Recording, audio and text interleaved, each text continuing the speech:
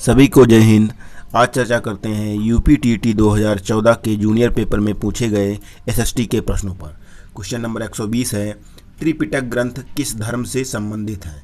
तो ये बौद्ध धर्म से संबंधित होता है। और इसी में सूत पिटक जो है, सूत पिटक में बौद्ध धर्म के सिद्धांतों का वर्णन किया गया है।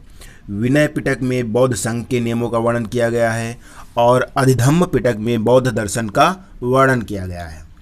क्वेश्चन नंबर 121 देखते हैं, महाराजाधिराज की उपाधि धारण करने वाला प्रथम गुप्त शासक था। तो इस प्रथम गुप्त शासक जो था चंद्रगुप्त प्रथम, जो 319 से 355 ईस्वी में रहे हैं। नेक्स्ट क्वेश्चन है, हुमायूंनामा किसने लिखा? गुलबदन बेगम। गुलबदन बेगम ने हुमायूंनामा लिखा था और ये गुलबदन बेगम हुमायूं की सौतेली बहन थी। 123 नंबर क्वेश्चन है, भारत में परमाणु शक्ति का केंद्र कौन सा है? तो ये आपका कलपक्कम है, जो तमिलनाडु राज्य में पड़ता है और इसकी स्थापना 1983 ईस्वी में हुई थी। 124 नंबर क्वेश्चन है, पृथ्वी एवं सूर्य के मध्य अधिकतम दूरी की स्थिति को किस नाम से जानते हैं?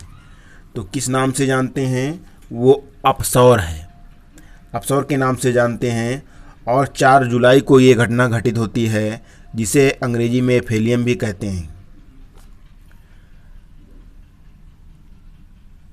125 नंबर क्वेश्चन है, निम्नलिखित तिथियों में से किस पर ग्रीष्म आयनांत होता है? 21 जून। 21 जून को सूर्य कर्क रेखा पर लंबवत पड़ता है। 126 नंबर क्वेश्चन है, निम्नलिखित पर्वत प्रकारों में से कौन भ्रंशन द्वारा उत्पन्न होता है? तो अवरोधी पर्वत, चौथा ऑप्शन सही हो जाएगा आपका, अवरोधी पर्वत, और जिनकी ढाल तीव्र होती है और शिखर समतल होते हैं। 127 नंबर क्वेश्चन है, निम्नलिखित देशों में से किसमें मेयान ज्वालामुखी पर्वत स्थित है? तो ये फिलीपींस में स्थित है। तो फिलीपींस के लुजोन द्वीप में ये स्थित है आपका। क्वेश्चन नंबर 128 देखते हैं, निम्नलिखित युग्मों में से कौन सही सुमेलित नहीं है? तो ये नूनाटक भूमिगत जल, ये सुमेलित नहीं है। नूनाटक भूमिगत जल हिम से ढके हुए, हिम से हिमाच्छादित क्षेत्र होते हैं, शिखर होते हैं, तो उनको हम नूनाटक कहते हैं। 129 नंबर क्वेश्चन है, दीन ए इलाही की स्थापना किसने की? तो दीन ए इलाही की स्थापना अकबर ने की थी और ये दीन ए इलाही को तौहीद ए इलाही भी कहते हैं और इसकी स्थापना 1582 ईस्वी में की गई थी। और अकबर ने सभी धर्मों के उत्तम सिद्धांतों का कलेक्शन करके इस धर्म की, इस दीन ए इलाही की स्थापना की गई थी। 130 नंबर क्वेश्चन है, निम्नलिखित में से किसे भारतीय नेपोलियन कहा जाता है? तो वो समुद्रगुप्त है, चौथा ऑप्शन सही हो जाएगा इसमें। तो इसमें आपका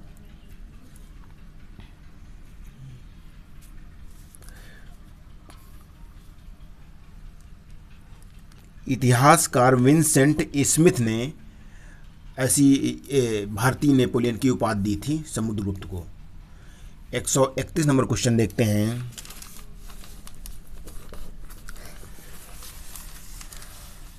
सूचना का अधिकार अधिनियम कब पारित किया गया? तो ये 4 जून 2005 को है, चौथा ऑप्शन सही होगा। और ये आपका जो है 15 जून को पारित किया गया था और 12 अक्टूबर को लागू हुआ था, 12 अक्टूबर से लागू हुआ है। 15 जून 2005 में पारित हुआ है और 12 अक्टूबर 2005 से लागू हुआ है सूचना का अधिकार अधिनियम। 132 नंबर क्वेश्चन है, भारत में दल विहीन लोकतंत्र का प्रस्ताव सर्वप्रथम किसने प्रस्तुत किया? तो जयप्रकाश नारायण, आपका पहला ऑप्शन सही होता है। और इसमें राजनीतिक दलों का वजूद शून्य होता है।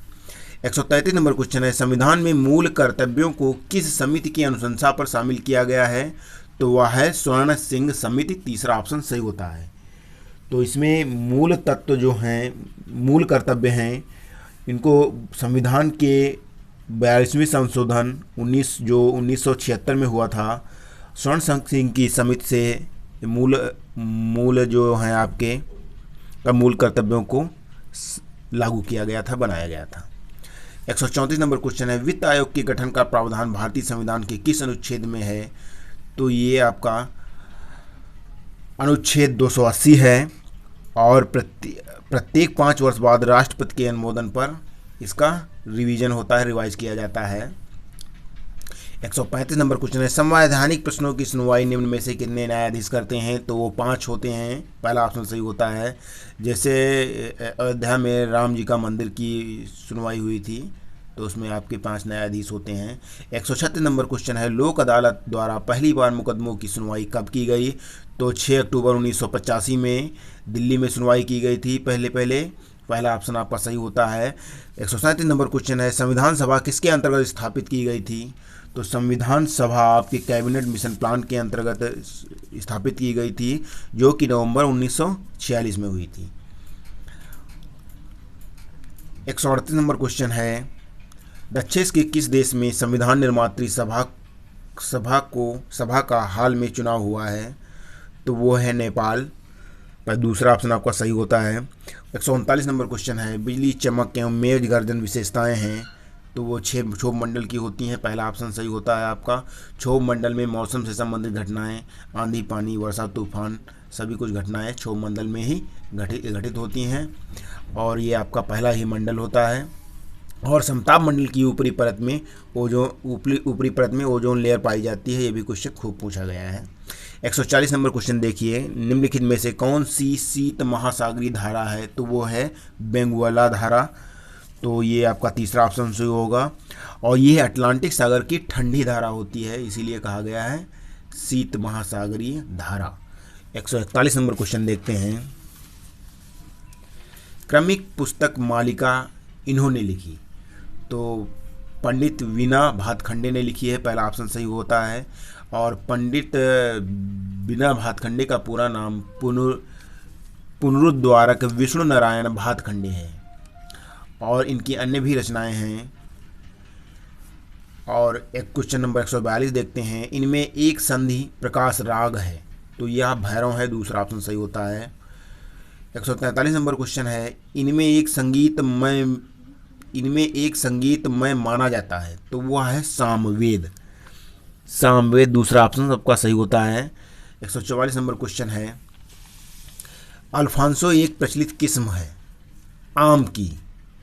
तो ये आम की होती है, और इसका सर्वाधिक विदेशों में निर्यात होता है इस किस्म का।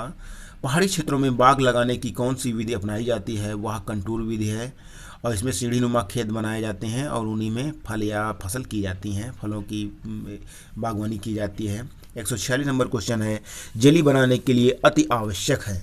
तो वो पेक्टिन है, जो कि प्राथमिक फल वित्ती में पाया जाता है। ये पेक्टिन जेली बनाने के लिए अति आवश्यक पेक्टिन होता है, चौथा ऑप्शन सही होता है। और ये पेक्टिन जो है प्राथमिक कोशिका भित्ति में से प्राप्त होता है। 147 नंबर क्वेश्चन है, आम की कौन सी किस्म बहुभ्रूणीय है? तो वह चंदकरण है, वो केरल में पाई जाती है। और इसके बहुभ्रूणीय प्रजातियों में अन्य हैं बेनसिंगटन, किचनर, कुरुकन, मुवंदन आदि इस प्रकार के नाम की अन्य भी बहुभ्रूणीय जातियां हैं, स्पीसीज हैं। 148 नंबर क्वेश्चन है, गार्डन रेक का प्रयोग किया जाता है खरपतवार एकत्रीकरण हेतु? तीसरा ऑप्शन आपका सही होता है। और एसएसटी का आपका अंतिम प्रश्न है 150 नंबर में, 150वां क्वेश्चन है, भारत में सांगीतिक विकास के क्रम में इस काल को स्वर्ण युग कहा जाता है? तो वह है आपका मध्यकाल, क्योंकि मध्यकाल में राजाओं के राज दरबारों में संगीत की खूब उन्नति हुई थी, तो इसी को आपका स्वर्ण युग कहा जाता है, जो मध्यकाल है। वीडियो देखने के लिए धन्यवाद। हमारा चैनल सब्सक्राइब करें और अपने सुझाव हमें कमेंट करें।